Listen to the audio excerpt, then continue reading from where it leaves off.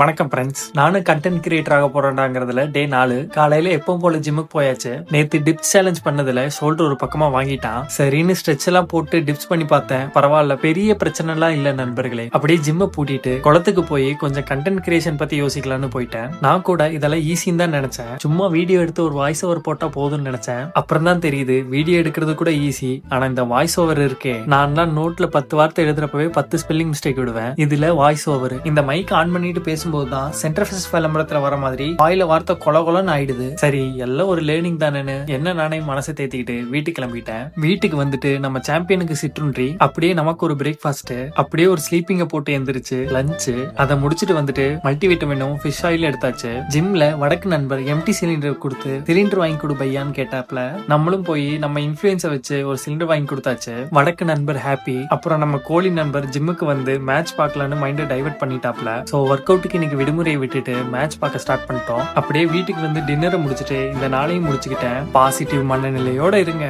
நாளைக்கு பார்க்கலாம்.